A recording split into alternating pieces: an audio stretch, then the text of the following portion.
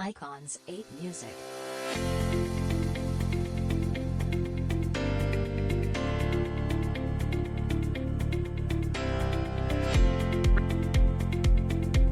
Bonjour à toutes et tous, bienvenue dans cette nouvelle vidéo de la chaîne Astrid Agri-Conseil, épisode numéro 6 de visite d'agri un jour dans mes bottes.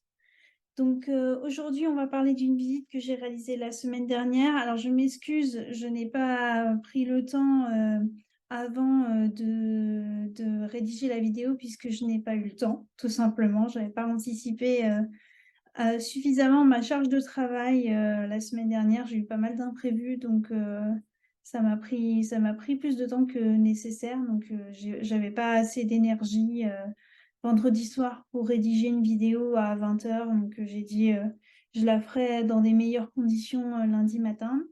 Donc vous voyez, je suis bien accompagnée puisque j'ai Iloa qui est avec moi, qui assiste à la vidéo également. Voilà. Pour cette vidéo, comme je vous l'expliquais, je vais revenir sur une visite que j'ai faite la semaine dernière, lundi dernier exactement, donc il y a une semaine.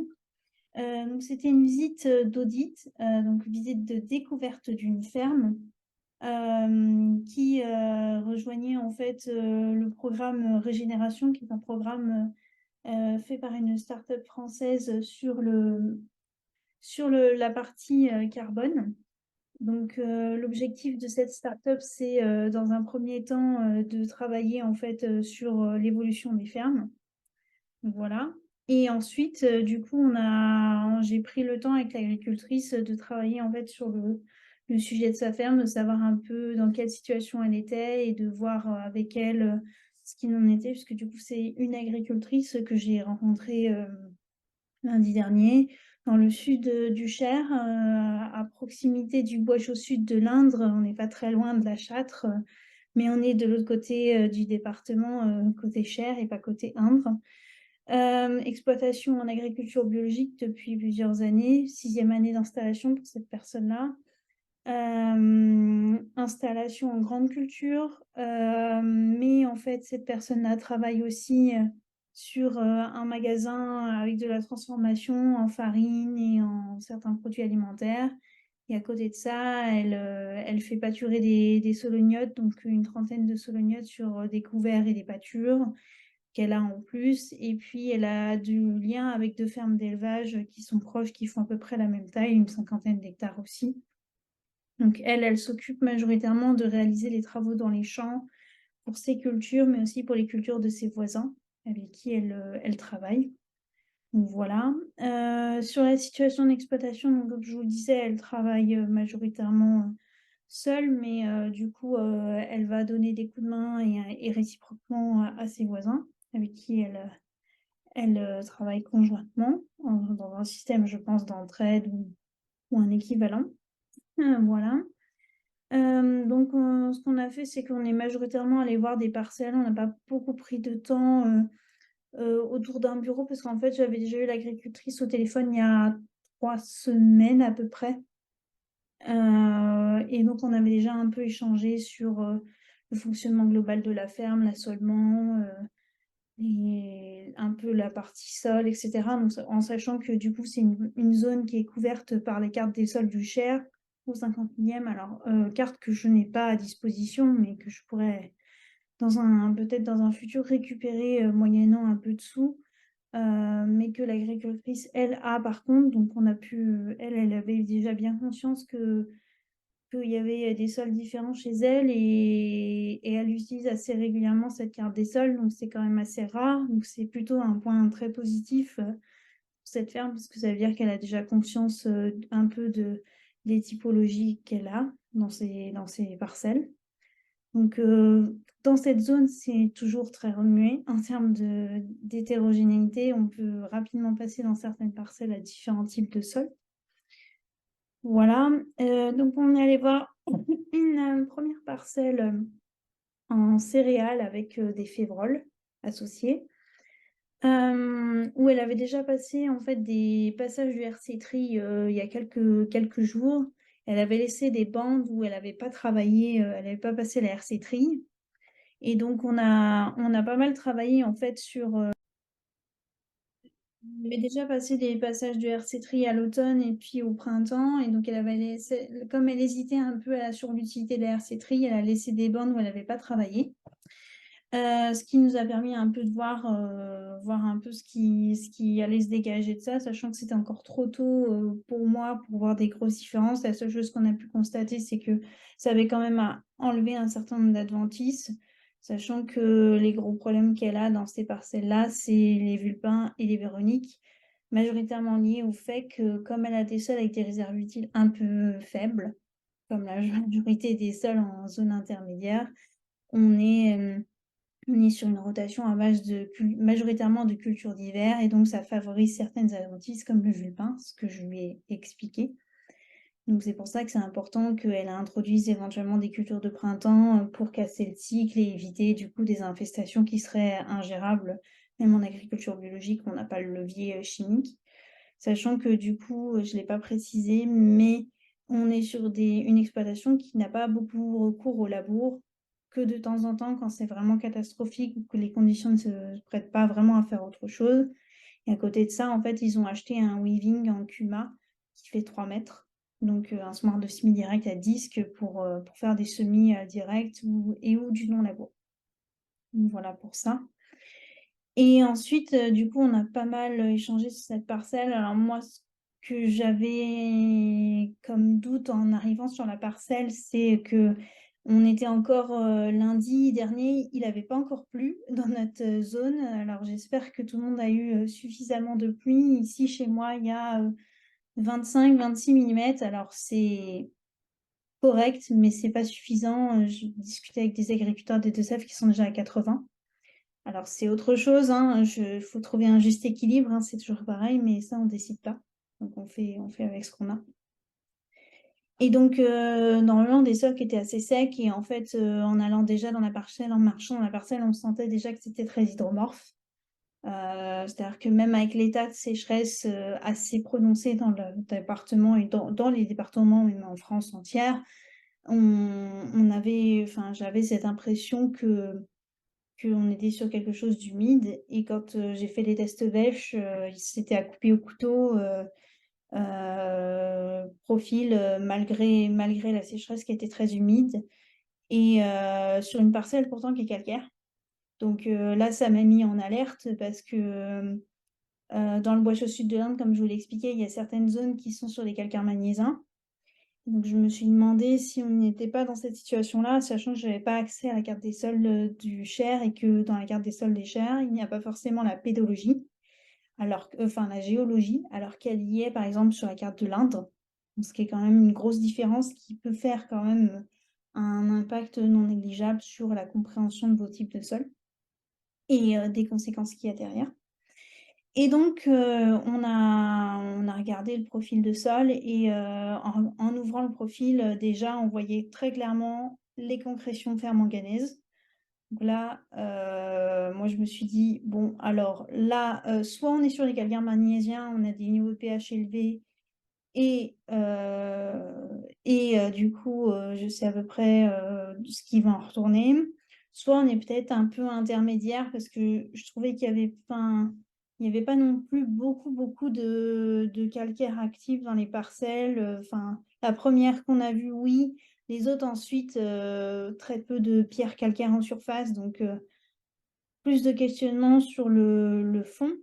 Et en regardant un peu les analyses, parce que du coup, l'agricultrice, en lui en parlant, elle m'a dit, mais du coup, je comprends mieux pourquoi, même s'il fait super sec, mes parcelles sont toujours humides et que j'ai des zones, malgré le drainage, qui sont encore humides. Je dis, bah oui, c'est normal parce que vous avez beaucoup de magnésie.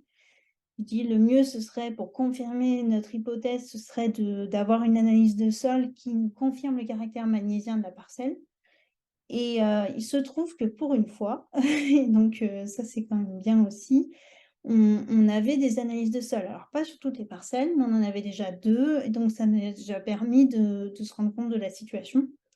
Donc toujours pareil, je vais redire la même chose, mais faites des analyses de sol s'il vous plaît, qu'on sache un peu dans quoi on s'embarque. Sinon, enfin, pour faire un raisonnement agronomique qui tient la route, c'est déjà beaucoup plus compliqué.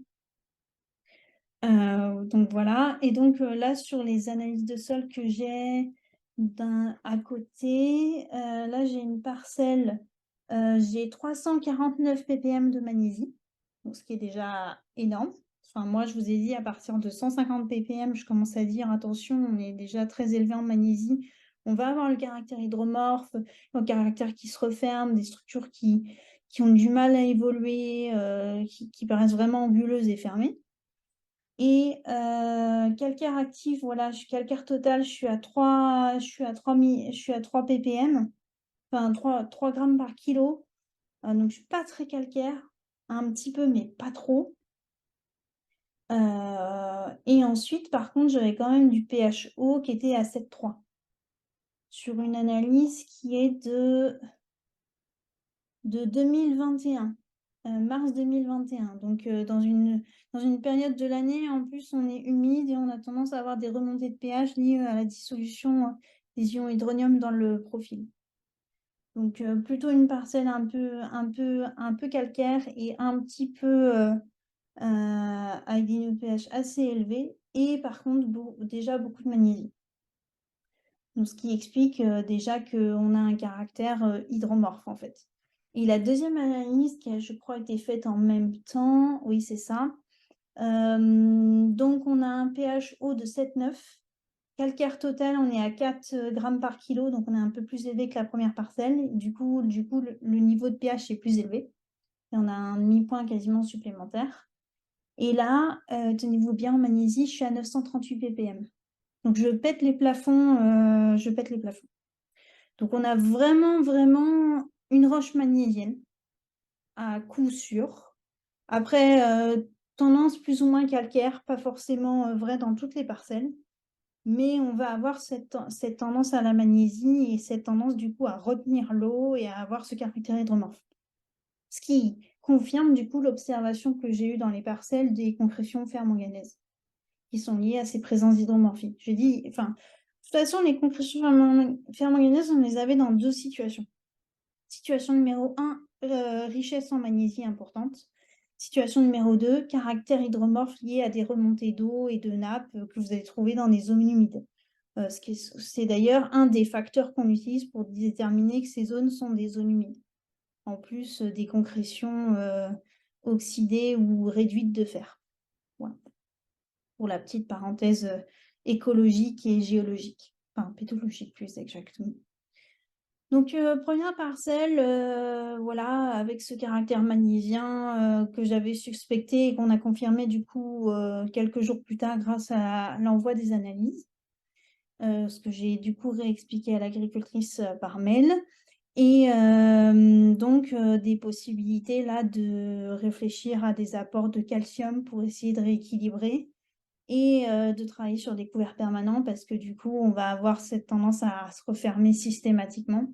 Alors déjà, le point positif, c'est qu'on est sur un système plutôt en non-labour. Donc on va quand même avoir le fonctionnement de l'activité biologique qui va être un petit peu renforcé, en sachant que quand même le point négatif du système actuel, c'est qu'on a très peu d'apports exogènes de matière organique, à part un peu de pâturage. Le reste, c'est que ce que arrivent à pomper les cultures. Donc on est sur des niveaux de potentiel qui sont limités, hein. On est, allez, quand il y a eu 15 quintaux de céréales de produits sur la parcelle à l'hectare, c'est déjà très bien. Parce que du coup, on a des cultures qui peinent à s'enraciner, à aller chercher les éléments. Et l'autre point de blocage qu'on a dans les systèmes bio, dans ces cas-là, en grande culture, c'est l'absence d'apport de phosphore par des engrais organiques. Donc on a vraiment ces 2 paramètres-là qui peuvent rentrer en ligne de compte et baisser en fait le potentiel des parcelles. Donc ça, c'est des choses que l'agricultrice, elle peut travailler, déjà en réintroduisant des couverts qui vont aller chercher et recycler du phosphore et puis en travaillant sur un rééquilibrage avec le calcium pour, chasser du magnésium. Ça, c'est des choses que je lui ai expliquées. Ensuite, on va aller voir une deuxième parcelle, triticale, pois lupin, qui est en partie drainée. Même observation en termes du test bêche, les concrétions fer-manganèse. Structure déjà un peu meilleure parce qu'en termes de texture, on était déjà moins argileux. On était plutôt sur un limon argileux alors que l'autre parcelle, c'était déjà plus argileux que ça. Donc ça a aussi des conséquences sur l'enracinement des cultures. Parcelle qui était propre, conduite en labour déjà depuis assez longtemps et vraiment, pour le coup, belle densité de pois, belle densité de triticale et des lupins par contre, qui faisaient la tête. Alors, 2 possibilités pour moi sur l'explication de pourquoi les lupins se sont pas plu dans la parcelle. La tendance à l'hydromorphie, c'est une culture qui ne supporte pas, d'avoir des parcelles hydromorphes. Éventuellement le caractère, calcaire si cette parcelle était calcaire, mais je ne pense pas. Je ne pense pas. À vérifier avec une véritable analyse de sol pour quantifier le degré de calcaire actif de la parcelle. Ou alors, troisième hypothèse, du gel sur des lupins qui étaient déjà très développés, ce qui est aussi une possibilité. Voilà. Mais, là, pour le coup, une parcelle, qui, de mon point de vue, était prometteuse en termes de potentiel. Voilà. Je pense aidée aussi par le fait que la parcelle est en non-labour, qu'elle a été drainée et que la texture est déjà plus légère. Mais voilà, on peut aussi travailler, sur les points que j'ai cités, précédemment en termes de levier pour, accroître en fait le potentiel des parcelles et améliorer le fonctionnement des sols puisque du coup c'est une agricultrice, j'ai pas parlé de ses objectifs, mais elle ce qui l'intéresse c'est de mieux comprendre ses sols et de mieux les faire fonctionner. Donc, vraiment, on était dans cette dynamique-là toute l'après-midi à discuter de comment on fait pour, que ça fonctionne mieux et pourquoi et avec quels moyens, quels outils et cetera. Donc voilà. Ensuite, on est allé voir une troisième parcelle, contexte complètement différent, parcelle sableuse, une zone très caractéristique où il poussait quasiment rien. Mais quand je vous dis rien, c'était vraiment rien, quelques mauvaises herbes et c'est tout. Ils me disent: «Bon, je comprends pas pourquoi». Moi, en faisant le test bêche, j'ai pas eu beaucoup de surprises. J'ai dit: «Très certainement un rond très acide». J'ai dit: «Là, il faut recalcifier la parcelle». Là, on est sur, je pense une parcelle qui était de l'autre côté du versant, de l'autre côté du chemin. Donc qui dit chemin dit séparation de type de sol. Et donc, du coup, plutôt un type de sol sableux à tendance acide avec un substrat acide granitique, ou avec des quartz et d'ailleurs, on a trouvé des quartz dans la parcelle. En regardant les cailloux aussi, vous pouvez savoir un petit peu, ce que vous donne la roche-mère. Si vous avez des silex, si vous avez des calcaires, si vous avez des quartz, enfin voilà, vous aurez déjà, une petite ap mais une meilleure compréhension en fait de votre situation. Donc j'ai dit là, très certainement, une zone un peu séchante, acide, ça c'est une parcelle, il faut apporter un peu de calcaire broyé, même des petites quantités. J'ai dit déjà 2 tonnes à l'hectare, vous pourriez déjà réaugmenter en fait le potentiel de la parcelle et faire en sorte déjà qu'il y ait quelque chose qui pousse à cet endroit-là.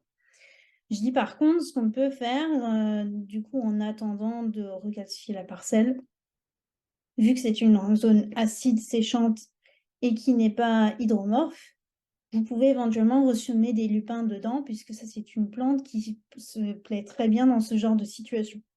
Et au moins, vous aurez quelque chose à récolter dans cette parcelle-là. Donc là, il devait faire 3 bandes. Une bande juste au weaving pour voir comment ça se passe, une bande travaillée et avec, le semis du weaving, une bande RC Tri et semis du weaving. Déjà pour voir un peu ce qui va se comporter le mieux et pouvoir, monter en compétence sur le sujet. Donc à voir, ce que ça va donner. Et enfin, du coup, on est allé voir une dernière parcelle, pareil avec un rond qui poussait pas. Et là, même constat, même type de sol que sur le premier, la dernière parcelle, pardon.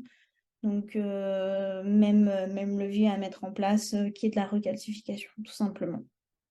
Donc, voilà pour ça. Et puis, du coup, ça nous a permis, enfin moi, ça m'a déjà permis de prendre connaissance de la ferme, de voir un peu comment elle travaillait et de voir un peu quels sont les leviers. Donc, je lui ai dit là, par exemple, pour, ces parcelles qui sont à tendance magnésienne, qu'elle pouvait déjà faire un petit test de plâtre. Donc, c'est-à-dire de mettre sur 10 mètres par 10 mètres, donc un carré de 10 mètres carrés, 25 kilos de plâtre que vous achetez chez Leroy Merlin ou je ne sais où, Bricomarché, bref. Et voir déjà s'il y a une différence entre la partie avec et sans plâtre. Ce ce qui permet déjà de confirmer que qu'il y a un besoin de rééquilibrage entre le calcium et le magnésium.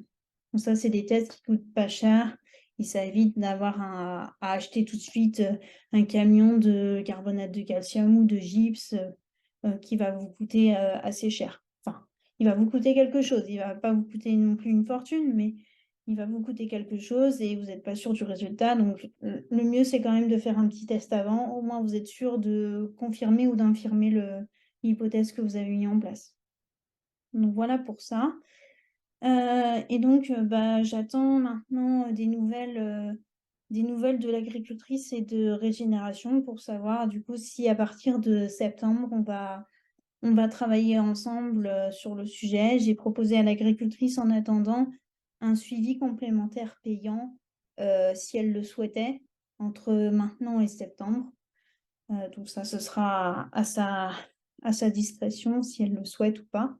Voilà, si elle veut déjà qu'on commence à mettre des choses en place ou pas, si elle veut que je l'accompagne déjà ne serait-ce qu'au téléphone ou avec des photos et cetera, c'est des choses qu'on peut déjà mettre en place en amont du suivi avec, Régénération si celui-ci est validé. Voilà pour cette petite, vidéo, j'espère qu'elle vous aura été utile, qu'elle vous aura plu. Je vous souhaite, du coup, une excellente semaine si vous regardez cette vidéo dans la foulée et je pense que je publierai la prochaine vidéo, vendredi. Je la tournerai très certainement jeudi parce que je vais avoir un peu de temps. Vendredi, je suis sur le terrain toute la journée, donc je vais pas avoir le temps. Et mon emploi du temps de cette semaine est déjà bien chargé, donc je vais travailler un peu sur le sujet en amont pour tenir un peu mes deadlines, tout simplement. Voilà. Allez, prenez soin de vous, passez une bonne semaine. À bientôt. Au revoir.